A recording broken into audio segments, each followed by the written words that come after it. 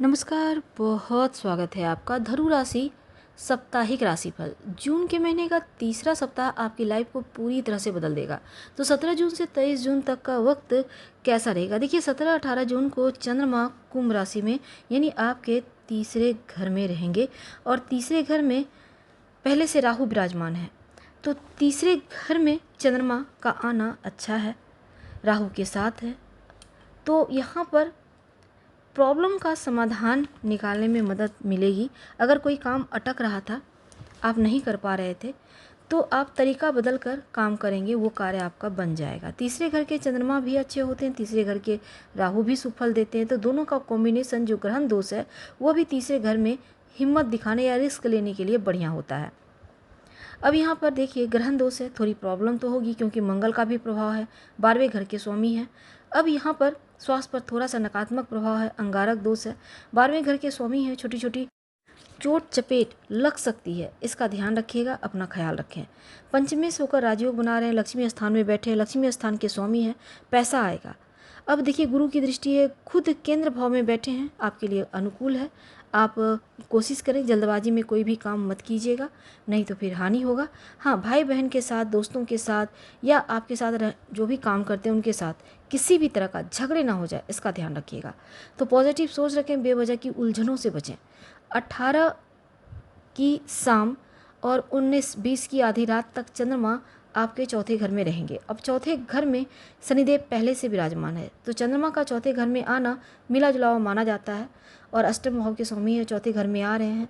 चौथे घर का चंद्रमा अपने आप में आपको, चूँकि शनि के साथ बैठेंगे तो विष योग बनेगा। चंद्रमा अष्टमे से, शनिदेव धने से, दोनों का मिलना अचानक से धन की प्राप्ति करवाएगा।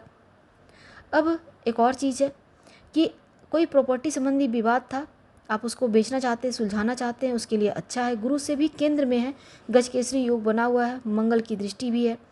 अब मंगल 12वें घर के स्वामी है, शनि और मंगल का प्रभाव चंद्रमा के ऊपर विष दोष और ऊपर से आपको भाव ना से दोष का मानसिक रूप से, थोड़ा इमोशनल रूप से थोड़ा डिस्टर्ब करेगा, कष्टकारी टाइम कह सकते हैं। थोड़ा क्रोध आएगा, बेवजह का झगड़ा होगा, कभी कभी आप ओवर थिंकिंग के शिकार हो जाएंगे, यानी थोड़ी सी डिस्टर्ब करेगा मन को। इनसे बचना होगा। भगवान सूर्य को प्रणाम करें, गायत्री मंत्र पढ़ें, हर समस्या का समाधान यहीं छिपा है। तो शॉर्टकट के रास्ता मत अपनाइएगा, जो भी करें सोच समझ कर आप धीरे धीरे आगे बढ़ें, हर कार्य बनेगा। और इसके बाद 20 की आधी रात के बाद 22 की दोपहर तक चंद्रमा आपके पंचम भाव में रहेगा। तो पंचम भाव में चंद्रमा शुक्र के साथ, तो यहाँ पर स्थिति बहुत हद तक आपके लिए फेवरेबल दिख रही है। तो धन प्राप्ति के योग बनेंगे, रुका हुआ फंसा हुआ धन आएगा और कोई काम अटका हुआ था, कोशिश कर रहे थे, तो वो कार्य बन जाएगा। शुक्र के साथ युति है, शुक्र लाभे से, चंद्रमा अष्टमी से, लक्ष्मी स्थान में बैठे हैं। तो यहाँ पर एक चीज़ है कि लाभ के मौके मिलेंगे, महालक्ष्मी योग बना हुआ है और ऐसे में पैसा भी आएगा, आइडियाज़ भी आएंगे, धन कमाएंगे, केतु का प्रभाव है। पुरानी दिक्कतों से, परेशानियों से बाहर निकलने का मौका भी आपको मिलेगा। अगर कर्ज में फंसे हैं तो कर्ज मुक्ति के यहाँ पर योग बन रहे हैं। अब देखिए, शुक्र के साथ हैं तो यहाँ ज़्यादा ओवर थिंकिंग मत कीजिएगा और अपनों के साथ थोड़ा वक्त बिताएं, अच्छा लगेगा आपको और चीज़ें स्थिर रहेगी। हालांकि जो चीज़ें आपकी, जो कार्य अटके हुए थे, बंद पड़ गए थे, वो कार्य एक बार फिर से आगे बढ़ सकते हैं, ध्यान दीजिएगा।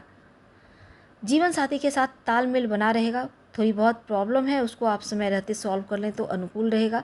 और इस सप्ताह जो विद्यार्थी हैं उनके लिए बढ़िया है, पढ़ाई लिखाई पे फोकस है, कुछ सीखना चाहते हैं तो बढ़िया है, लेकिन हड्डियों की समस्या से बचिएगा। धनु वालों, आपको स्वास्थ्य का बहुत ध्यान रखना है, काम के प्रेशर से बचें, ज़्यादा प्रेशर परेशान करेगा, स्वास्थ्य बिगड़ेगा, खान पान का ध्यान रखें। सप्ताह की शुरुआत में आप विशेष ध्यान रखें और मध्य में स्थितियाँ बहुत हद तक बेहतर होगी। धन की स्थिति मध्यम के बाद बेहतर हो जाएगी, स्वास्थ्य उत्तम रहेगा, प्रेशर काम का कम होगा। नई चीज़ों को सीखना चाह रहे हैं या नया काम करने की सोच रहे हैं तो कुछ समय रुकने के बाद नए काम की तरफ जाइएगा तो ज़्यादा बढ़िया रहेगा। पूरे सप्ताह हनुमान चालीसा का पाठ करके दिन की शुरुआत करें तो बढ़िया। हम आपसे विदा लेंगे, धन्यवाद।